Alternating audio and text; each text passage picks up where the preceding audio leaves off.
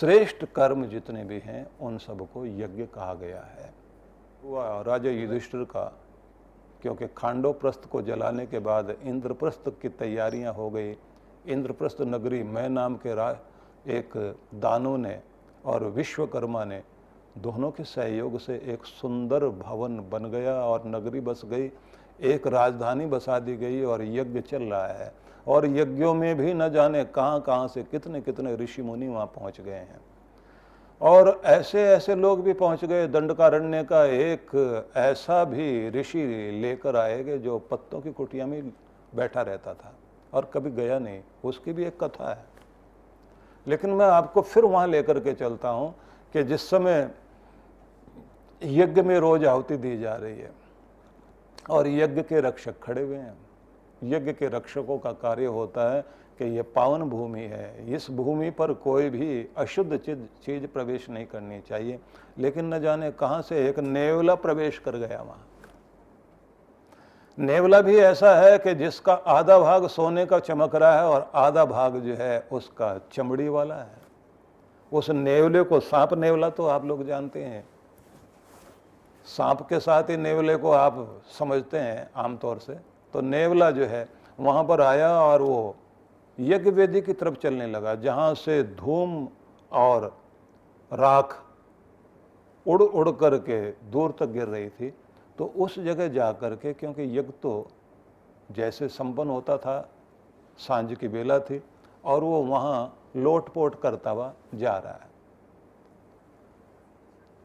एक ऐसे विचित्र जीव को देख करके वहाँ जो रक्षक था, यज्ञ रक्षक, उसने राजा युधिष्ठिर को सूचना दी कि एक बड़ा अजीब सा जीव आया है और उसको हमने भगाने की कोशिश की, फिर भी वो गोल गोल घूमता है। तो कहते हैं कि युधिष्ठिर आए, उन्होंने जीवों की भाषा को समझते थे, तो उन्होंने आंखें बंद करके ध्यान लगाया और उसके बाद उस जीव की भाषा को समझा और उसके बाद उससे बात करनी शुरू की कि तुम कहाँ से आए हो। तो उसने कहा हम कुरुक्षेत्र से यहाँ पहुँचे हैं। अब कुरुक्षेत्र और दिल्ली का अंतर आप समझ लीजिए, कहाँ से चल करके वो आया होगा। अच्छा, तो यहाँ किस लिए आए हो? बोले बहुत कीर्ति सुनी आपकी, हर ऋषि मुनि के मुख से यही उच्चारण हो रहा है कि एक महान यज्ञ हो रहा है, उस यज्ञ में न जाने कितनों के जीवन में रूपांतरण हो जाएगा। तो मैं आधा भाग मेरा चमड़े का बना हुआ और आधा सोने का है, मैं पूरा चमकता हुआ शरीर बनाना चाहता हूँ अपना। यहाँ सोने से मतलब जो है सिर्फ सोना धातु का नहीं बना हुआ था, सोने की तरह से चमकता हुआ आधा शरीर था उसका, आधा बेचारे का काला और आधा सोने जैसा चमक रहा है। मैं पूरी तरह से दिव्य हो जाना चाहता हूँ। तो युधिष्ठिर पूछते हैं तुम्हारा आधा भाग सोने जैसा चमकता हुआ दिखाई दे रहा है, ये कैसे बना? बोले एक यज्ञ में भाग लिया था मैंने, एक गरीब के घर में यज्ञ हुआ था। कहा उस गरीब के घर का यज्ञ इतना बड़ा था क्या? बोले मैं यही सोच रहा हूँ कि गरीब के घर का यज्ञ बड़ा था या राजा युधिष्ठिर का यज्ञ बड़ा है। पूछता है कि वो यज्ञ कैसे हुआ था? बोले वो उसमें अग्नि नहीं जली थी, उसमें आहुतियाँ नहीं दी गई थी, उसमें पंडितों ने बैठ करके मंत्र पाठ नहीं किए थे और उसमें ऋषियों का डेरा भी नहीं जमा था।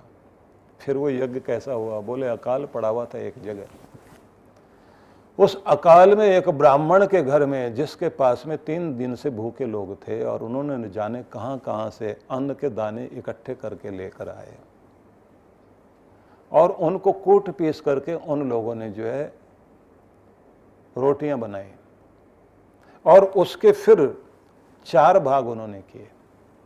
4 भाग रख करके पत्तल के ऊपर, पत्तों के थाली पर रख करके उन्होंने मंत्र पाठ करना शुरू किया।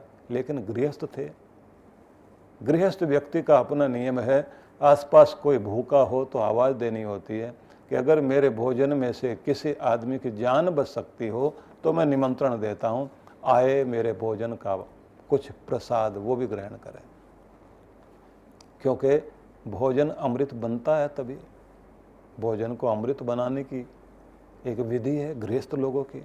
क्योंकि कमाने के समय में इंसान से कुछ न कुछ गलतियां होती हैं, कुछ न कुछ पाप होता है। वो पाप व्यक्ति भोजन के साथ खा जाए तो सिर पर जाकर के बैठ जाता है और व्यक्ति से अनीतियां कराने के लिए उसको प्रेरणा देता है। तो उन्होंने कहा कि हमारे मन में अनिति ना आए, तो मन में भावना आई कि हम आवाज़ दें। जैसे उन्होंने आवाज़ देने के लिए द्वार पर आए, वहाँ तो पहले एक आदमी तैयार खड़ा था। उसने कहा बहुत भूखा हूँ, प्राण निकलने वाले हैं, इसलिए पहले भोजन आप मुझे दीजिए, मैं खाऊं तो मेरी जान बचे। तो उस समय जो गृह स्वामी थे उन्होंने अपना भोजन सामने लेकर के उस व्यक्ति को बैठाया, बैठा कर कहा प्यार से आप बैठिए और खाइए। और अकाल में पानी भी सूख चुका था धरती पर, अन्न भी नहीं था। कैसे भी करके ये पानी कहाँ से इकट्ठे करके लेकर के आए थे, थोड़ा सा ही तो पानी था। और वो थोड़े से भोजन के 4 भाग जो सजा करके रखे हुए थे, खाने वाले व्यक्ति ने एक भाग खाने के बाद कहा कि इससे तो मेरी आग और भड़क गई है।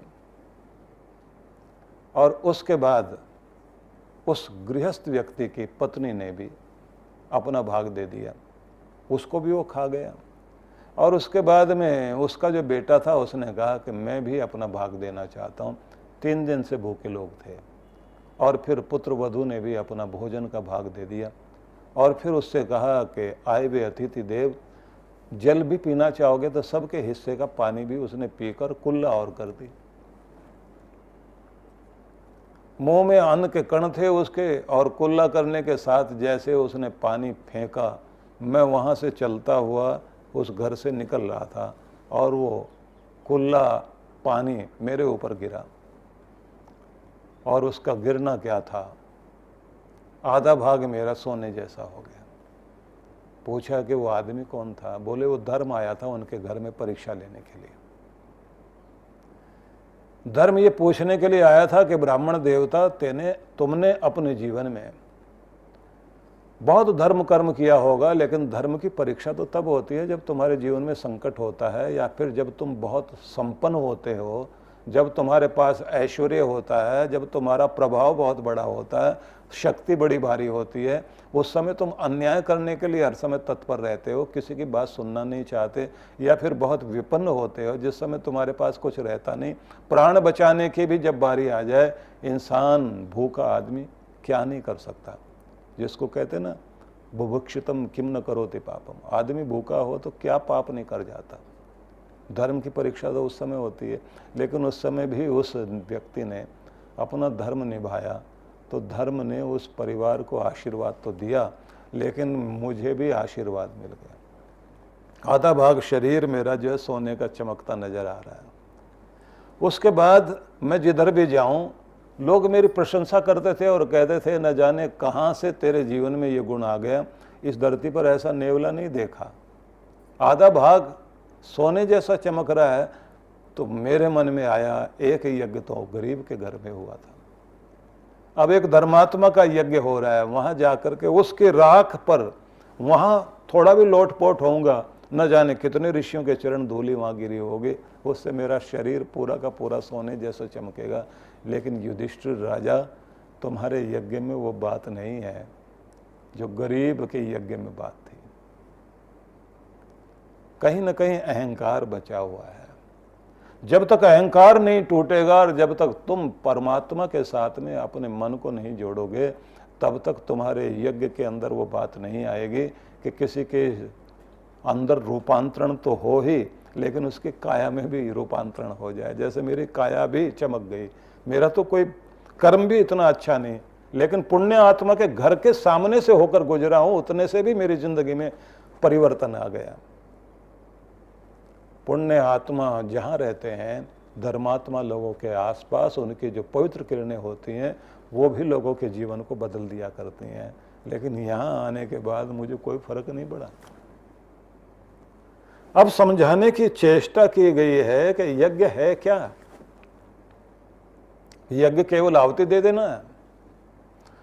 सनातन ब्रह्म तक पहुंचने के लिए कहा गया है कि तुम उस अमृत का प्राश तो करो, उसको खाओ तो सही। अमृत प्राश करना, अमृत को ग्रहण करना, खाना, तो वो वही है कि तुम्हारे जीवन में जो पवित्र कर्म हुए हैं, ध्यान रख लीजिए, उस पवित्र कर्म का फल जिंदगी में जब आता है तो वो आपको अमृत की ओर लेकर जाता, परमात्मा की तरफ लेकर जाता। इसलिए सबसे पहले तो इस क्षेत्र का नियम ही ये है, यहाँ श्रद्धा और विश्वास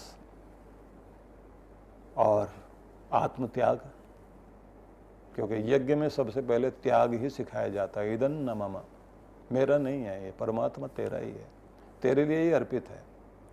अगर ये भावना हमारे अंदर आ जाती है तो हमारा यज्ञ पूरा हो जाता है। हिंदू धर्म की बुनियाद वेदों के ज्ञान पर टिकी है। 4 वेदों में यजुर्वेद ऋग्वेद के बाद दूसरा वेद माना जाता है। वैदिक धर्म के इस परिपाटी को जीवंत रखने वाले महान संत हैं युग पुरुष परम पूज्य श्री सुधांशु जी महाराज। समस्त भुवन का, विश्व का केंद्र बिंदु यज्ञ है, सत्कर्म है। इस पुण्य कर्म के माध्यम से हमें क्या मिलता है, और खास तौर से वेद से, तो स्तुता मया वरदा वेद माता प्रचोदयंताम पावमानी द्विजानाम, जो प्रेरणा दे और पवित्र करे। आयु प्राणम प्रजाम पशुम कीर्तिम द्रविणम ब्रह्म वर्चसम मह्यम दत्वा ब्रजत ब्रह्मलोकम। आयु बढ़ाए, प्राणों की रक्षा करे, संतान को सुख और सौभाग्य दे, हमारे पशुओं की सबकी रक्षा हो, यज्ञ करने वाले को कीर्ति मिले, द्रविणम उसका धन बढ़े, ब्रह्मवर्चसम और प्रभु की अनंत अनंत कृपा उसकी जिंदगी में हो सके। भक्तों के कल्याण के निमित्त ही पूज्य श्री का एक और महत्वपूर्ण अनुष्ठान का संकल्प दिनांक 26 अक्टूबर से 5 नवंबर तक विशेष यज्ञ अनुष्ठान के अंतर्गत 26 से 30 अक्टूबर तक वेद पाठी ब्राह्मणों द्वारा पूरे विधि विधान के साथ यजुर्वेद यज्ञ एवं 31 अक्टूबर से 5 नवंबर तक गणेश लक्ष्मी महायज्ञ का लाभ घर बैठे ऑनलाइन पाएं। आप इस यज्ञ में सम्मिलित होकर ऐसा चमत्कारिक श्री यंत्र प्राप्त कर पाएंगे जो विद्वान ब्राह्मणों द्वारा वैदिक पद्धति से प्राण प्रतिष्ठित अर्थात सिद्ध किया जाएगा। तो बिना विलंब किए हुए श्री गणेश करें पंजीकरण हेतु। अधिक जानकारी के लिए संपर्क